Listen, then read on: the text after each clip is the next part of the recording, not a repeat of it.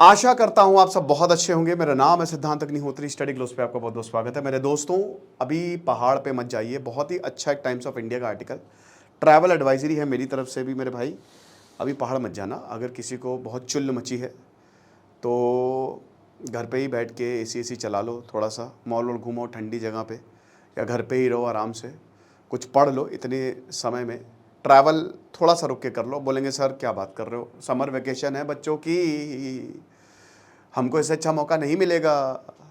मैं समझ रहा हूँ, कोई बात नहीं, बच्चों की छुट्टी करा लेना अगर जाना हो तो। लेकिन अभी पहाड़ पे जाना खतरे से खाली नहीं है। मैं आपको पॉइंट्स बताऊंगा, लेकिन उससे पहले दोस्तों, हमारा अल्कोहल एडिक्शन का बहुत ही शानदार कोर्स जो आप अवेल करिए। 31 दिन तक 31 टेक्निक्स हम बताएंगे, आपको बहुत ज़्यादा मदद करेगा। 560 का कोर्स है, studyglows.com वेबसाइट है, कमेंट बॉक्स में लिंक दे रहा हूँ। तो सबसे पहली क्यों आपको अभी अवॉइड करना है, the first thing is congestion. पहला पॉइंट है कंजेशन। थोड़ा सा चलो मस्त तरीके से मैं बताता हूं। Avoid the first thing congestion, जो कि आपको भयानक मिलेगा, भयानक मिलने वाला है। केदारनाथ में रिकॉर्ड टूरिस्ट आए हैं इस बार। 26 लाख यात्रियों ने रजिस्टर करवाया है, बंद कर दिया है रजिस्ट्रेशन। 99% तो मुझे लगता है भक्त अब बचा ही नहीं है। भक्त पता है कौन होता है? जो पहाड़ की इज्जत करना सीखे। केदारनाथ 4 धाम बना जाने में रूल्स हैं। आपको शांति से जाना है, क्योंकि शांत, बिल्कुल चटक कपड़े नहीं पहनने हैं। बहुत ही आराम से शांत होते हुए, पेड़ों नदियों को पूजते हुए जाना है। क्यों? इससे देवता नाराज हो जाएंगे अगर आप ऐसा नहीं करोगे तो। अब इसका मतलब ये है साइंटिफिक रीजन कि आपने देखा ना कि एवलांश आ सकता है, पर्वत खिसक सकते हैं, मुश्किल हो सकती है यार। ये बहुत ही सेंसिटिव एरिया है। जोशीमठ तो पूरा धंस ही गया है, तो समझना पड़ेगा। बहुत भीड़ है, 26 लाख लोगों ने रजिस्टर करवाया है, लोग जा रहे हैं। वीडियोस भयावह आ रहे हैं कि लंबी लंबी लाइन से जो है। अब आप ये बात समझिए कि कैसा आपको बिल्कुल पसंद नहीं आएगा जब इतना लंबा जाम हो। मैं एक वीडियो देख रहा था हार्सिल वैली, वहां पे समझिए कितना लंबा जाम कि कितने यात्रियों को वहीं गाड़ी में ही रुकना पड़ा। रात भर वो गाड़ी में रुके। दोस्तों, पहाड़ी एरिया है। पहाड़ एरिया में क्या प्रॉब्लम है? इतनी ज्यादा भीड़ है। कैंची धाम, नैनीताल आप चले जाओ। कैंची धाम मैं गया था दोस्तों, मैं पिछले साल तो गया ही था, लेकिन उससे पहले मेरा सबसे अच्छा एक्सपीरियंस था 2019। नीम करोड़ी बाबा जो है ना, मैं उनको आज से नहीं, बहुत पहले से फॉलो कर रहा हूँ। मैंने स्टडी IQ पे जब लेक्चर लिया था नीम करोड़ी बाबा पे, तो बहुत समय मैसेज आए थे मेरे पास। तो नीम करोड़ी बाबा जब मैं आज से 3-4 साल पहले गया था, तो क्योंकि विराट कोहली और अनुष्का शर्मा जैसे ही गए, उसके बाद भीड़ लग गई। और ठीक है, आप जाइए, स्टीव जॉब्स से लेकर मार्क जकरबर्ग तक की जिंदगी उन्होंने सवारी है। तो तब मैं गया था, मैं मतलब एक अलग ही एक्सपीरियंस था, मैं आपको बयां नहीं कर सकता, क्योंकि भीड़ ही नहीं थी, बिल्कुल भीड़ नहीं थी। Pin drop silence. बस वो आपको पता है कि थोड़ा हमको नीचे उतरना पड़ता है, भवाली से हल्का सा, मुश्किल से 7-8 किलोमीटर है, नीचे उतरना पड़ता है, और एक नदी बह रही है, उसकी आवाज़ मुझे सुनाई दे रही थी। शाम 4 बजे थे करीब, 3 या 3:30 बजे थे शायद, ऐसे ही बजे थे। तो सूरज भी ढल रहा था, तो जो पहाड़ों पे जो सूरज की हल्की हल्की रोशनी नहीं पड़ती, एक तरफ छाया एक तरफ हल्की रोशनी, वो पड़ रही थी। सूरज ढल रहा था, बादल थे नहीं, बहुत ही सुहावना मौसम था। अक्टूबर के ही समय में गया था, हल्की हल्की ठंड थी, और मंदिर एकदम शांत था। वहाँ पे मुझे बस 10-15 लोग दिखे जो मेडिटेट कर रहे थे।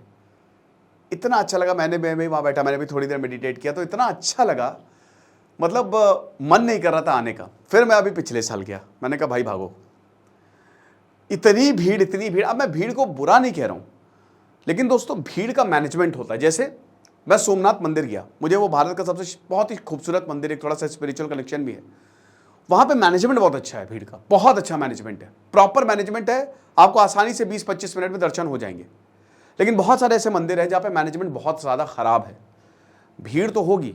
जैसे मैं ओंकारेश्वर गया, महाकाल, जब आप उज्जैन महाकाल जाएंगे तो फिर अगला ज्योतिर्लिंग ओंकारेश्वर है, नर्मदा नदी के किनारे, लगभग 150 किलोमीटर है उज्जैन से।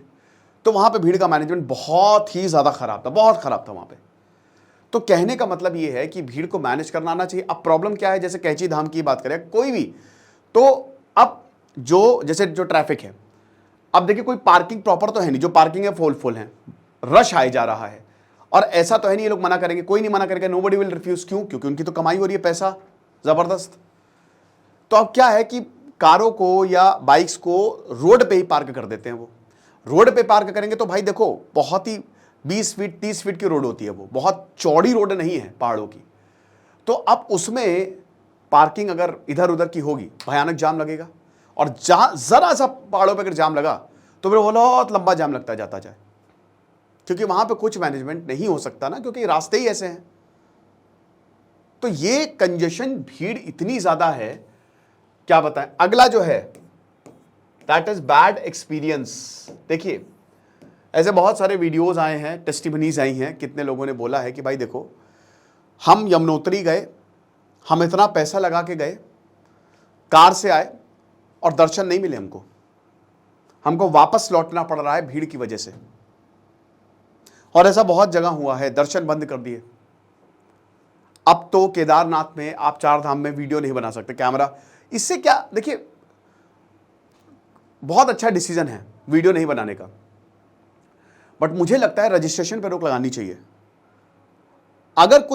अगर भीड़ कंट्रोल में है, आप फोटो ले लीजिए, क्या ही, ठीक है, आप मंदिर के बाहर फोटो लीजिए, एक याद हो जाती है। लेकिन द मोस्ट इंपॉर्टेंट थिंग जो है ना, उतने यात्रियों का पानी ही मत दीजिए, सबसे जरूरी है। वीआईपी दर्शन, वीआईपी गेट बनाया जा रहा था बद्रीनाथ में, बहुत प्रोटेस्ट हुए प्रीस्ट ने, लोकल्स ने, तब वो वीआईपी गेट गिराया गया। रोडे 4 धाम क्योंकि प्रोजेक्ट है तो रोडे काटी जा रही है, पहाड़ों को काटा जा रहा है, इस पे भी अलग प्रोटेस्ट चल रही हैं। सरकार को ये समझ आता है ना कि भीड़ आनी ही आनी है, तो क्यों रजिस्ट्रेशन को इतना ज्यादा, भाई एक कोटा लिमिट करो ना। आप फोटोज को रोकना, वीडियोस को रोकना, ठीक है, ये बहुत सही है, क्योंकि आप शोर मचाओगे, आप शोर नहीं मचा सकते पहाड़ों पे, आपको दंड भुगतना पड़ेगा। 2000 का जुर्माना जो है वो वसूला जा रहा है। लेकिन the most important thing is कि आप रजिस्ट्रेशन से पहले ही कोटा लिमिट कर दो, दैट्स इट। इतने से, इससे ज्यादा, क्योंकि वो चेक होता है चेक पॉइंट पे, इससे ज्यादा नहीं आ सकते। कोटा फुल हो गया है, आपको वापस लौटना पड़ेगा, यह जरूरी रहेगा, क्योंकि आपका एक्सपीरियंस बहुत खराब होगा। भीड़ में किसका एक्सपीरियंस अच्छा होता है? किसी का अच्छा नहीं होता। और मुझे समझ में नहीं आता कि पता नहीं कोविड के बाद क्या हो गया है, व्लॉगर्स, इंस्टा, इतना कुछ हो गया है। ठीक है, अच्छा है, इतनी बढ़िया है, अब ये चीज़ें जो है वो पूरी दुनिया में फैल रही हैं, बट इतनी भयानक रश आ रहा है, इतना भयानक रश। अब इससे हमारी इकोनॉमी को भी, हमारी जो पहाड़, हमारी जो इकोलॉजी, उसको भी खतरा है। इकोलॉजी को कैसे खतरा है? इतने लोग आएंगे, कोई प्रॉपर ड्रेनेज सिस्टम तो है नहीं, मल मूत्र वो सब कहाँ जाएंगे? उसी नदी में जाएगा। पहाड़ों को नुकसान पहुंचाया जाएगा गंदगी फैला के, है ना। मैंने फिर से आपको बता रहा हूं कि पहाड़ों पे बहुत ज्यादा व्यवस्था नहीं रहती है, दैट इज। उसके बाद और नॉइस पोल्यूशन होगा, भयानक नॉइस पोल्यूशन होगा, पी पा पू। भगवान कहता है शांति रखो, अपने मन में शांति रखो। मेरे पहुंचना है ना मेरे पास, शांत, वहां से जो फ्रीक्वेंसी आती है वो अलग ही लेवल की आती है। तो आपका एक्सपीरियंस बहुत खराब होगा, इतना पैसा खर्च करके जाओगे, कुछ नहीं मिलेगा। अगला जो पॉइंट है वो है एक्सपेंसिव, भयानक महंगा चीजें। 20 रुपए की महंगी 70 की, होटल फुल चल रहे हैं। 1000 रुपए का होटल आपको 10,000 का मिल जाएगा, रूम फुल चल रहे हैं, इतना महंगा। कैब वाले अपने रेट बढ़ा लेंगे। जो रेस्टोरेंट है उनके पास 2 मेन्यू होते हैं, एक मेन्यू तो जो ऑफ सीजन होता है, एक मेन्यू ऑन सीजन का होता है। तो बहुत ज्यादा महंगाई, अच्छी खासी आपकी जेब कटेगी। देखिए भारत में क्या हुआ है ना, कि भारत में मैंने एक चीज देखी है, भारत कहीं ना कहीं, हो सकता है मैं गलत भी हूं, लेकिन जितना मैंने आर्टिकल पढ़ा है, बट वो थोड़ा अमेरिकन कल्चर की तरफ जा रहा है। अमेरिकन कल्चर में क्या होता है, मैं क्योंकि अपने जितने दोस्तों से बात करता हूं उसमें से 90%, क्योंकि बहुत सारे आईटी में हैं, तो काफ़ी लोग पैसा आया उड़ा दिया, चलो कोई बात नहीं, बाद में देखा जाएगा, क्रेडिट कार्ड है, क्रेडिट कार्ड पे जी लेंगे, क्रेडिट कार्ड पे बढ़िया ऑफर आते हैं। बट ये मेंटालिटी है यूरोपियंस की। अब यूरोपियंस की क्या मेंटालिटी होती है, वो अपने लिए सेव नहीं करते हैं, पैसा आता है उड़ा देते हैं। वो क्यों? क्योंकि सरकार उनका ख्याल रखती है, सरकार उनका ख्याल रखेगी। लेकिन हमारे ऐसा नहीं है, हमारे सेविंग की परंपरा है। तो एक तो आपको यह भी समझना है कि आप जो खर्चा कर रहे हो, कहीं ऐसा तो नहीं कि आप क्रेडिट कार्ड या पैसा जितना भी यार उड़ा लिया है ना, आपके पास है, ठीक है। मैं हमेशा बोलता हूं कि ट्रैवल करना चाहिए, बहुत ज्यादा, जितना हो सके करो, लेकिन अपने बजट को देख के करो। अगर आप 100% कमा रहे हो तो ठीक है, 10%, 15%, 100% बजट में से 10-15% आप ट्रैवलिंग पे दे दो। लेकिन अगर आप 50 से 60% या उससे ज़्यादा दे रहे हो और आपका बजट हिल रहा है, और सिर्फ आप इसीलिए जा रहे हो कि चलो कोई बात नहीं, या कुछ लोग ऐसे इसलिए जाते हैं कि चलो व्लॉग बनाएंगे, कंटेंट मिल जाएगा। तो इतना आसान अब दोस्तों चीज़ें रह नहीं गई हैं, ठीक है। तो बहुत ज़्यादा महंगा है इस समय, पहाड़ भयानक महंगे होंगे होटल रेट से लेकर। और सबसे बड़ी बात, आप इतना पैसा भी दोगे और अगेन आपका एक्सपीरियंस इतना बैड होगा ना, तो मज़ा नहीं आएगी इसमें, ठीक है। तो जब पैसा दो तो फिर एक्सपीरियंस भी वैसा होना चाहिए। लेकिन अब इतनी भीड़ हो रही है, ट्रेन्स में वेटिंग, गाड़ी से जा रहे हो तो वहाँ पे फिर इतनी लंबी लाइन, तो ऑफ सीज़न में जाओ, वो ज़्यादा सही रहेगा जब ज़्यादा भीड़ नहीं आती है। बाकी आप अल्टरनेटिव जगह पे जा सकते हो अगर आपको वाकई में भीड़ को हटाना है, या आपको कोई पहाड़ी जगह, तो थोड़ा ऑफबीट लोकेशन पे चले जाओ। हिमाचल चले जाओ, हिमाचल में आप शिमला मनाली में तो भीड़ है, थोड़ा चिटकूल चले जाओ, लाहौल स्पीति चले जाओ, वहाँ पे आप जा सकते हो। वो वहाँ पे रश भी कम रहेगा थोड़ा, और ठीक भी है अभी। हालांकि देखिए अब ये तो ऑन सीज़न है, मई जून, क्योंकि देखिए गर्मी इतनी पड़ रही है, लोगों को लग रहा है कि मज़ा आएगा, लेकिन लोगों को ये नहीं पता कि पहाड़ों पे भी अब गर्मी पड़ रही है मेरे भाई।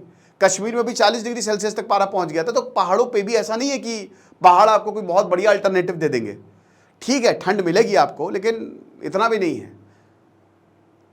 तो मैं तो यही कहता हूं कि जितना भाई अगर आपको ठंड चाहिए तो जितना ज़्यादा पहाड़ों पे जाओगे, पहाड़ों पे जाओ, है ना, उतना तो आप थोड़ा खर्चा करके अपने घर पे ही कुछ ना कुछ ऐसा इंतज़ाम कर दो कि आपको ठंडा महसूस हो, राइट। तो इसीलिए जब आप पहाड़ों पे जाते हो ना, तो आप एक्सटेसी में होते हो, अलग ही। जैसे अभी मैं मेघालय, मुझे बहुत अच्छा लगा मेघालय, तो इतना मतलब अलग ही लेवल। अब फर्ज करिए वहां बहुत भीड़ होती तो फिर एक्सपीरियंस खराब हो जाता। तो आप ऐसे अल्टरनेटिव खोज सकते हो अगर आपको जाना ही जाना है जहां पे भीड़ कम हो, जहां पे रश कम हो, ठीक है। इसमें भाई देखो होता क्या, पहाड़ी हैं, सब पहाड़ हैं। अब पहाड़ पे ही आपको व्यू पॉइंट, कहीं मंदिर बना है, कहीं कुछ है, कहीं, बट व्यू पॉइंट तो वही है, पहाड़ को ही आपको देखना है। इंजॉय तो आप रास्ता ही करते हो ना, जो रास्ते में जो व्यूज पड़ते हैं, जो सीनरी पड़ते हैं, वही आप इंजॉय करते हो, दैट्स इट। तो वो आप ऑफबीट लोकेशन पे जाओगे ना, तो आपको और मजा आएगा। जितना ज्यादा आप ऊपर चलते चले जाओगे, उतना ही खूबसूरत जो है वो पहाड़ होते जाएंगे, है ना। तो ये आप कर सकते हो, लेकिन फिलहाल अभी अवॉइड गोइंग हिल स्टेशन, ठीक है। अब जिनका भाई प्लान बन गया है तो जाएं, तो थोड़ा सा प्लान वैन करके जाएं, थोड़ा सा देख लें, जिनके ऑलरेडी टिकट्स हो चुके हैं। लेकिन अगर किसी का पैसा एक भी खर्च नहीं हुआ और वो प्लान कर रहा है, तो एकदम अभी ड्रॉप कर दो, बाद में चले जाना, कोई दिक्कत नहीं है। मंदिर भी यही है, पहाड़ भी यही है, सबके कपाट खोलेंगे, चिंता ना करो। खुश रहिए, पढ़ते रहिए। दिस इज सिद्धांत अग्निहोत्री, साइनिंग ऑफ।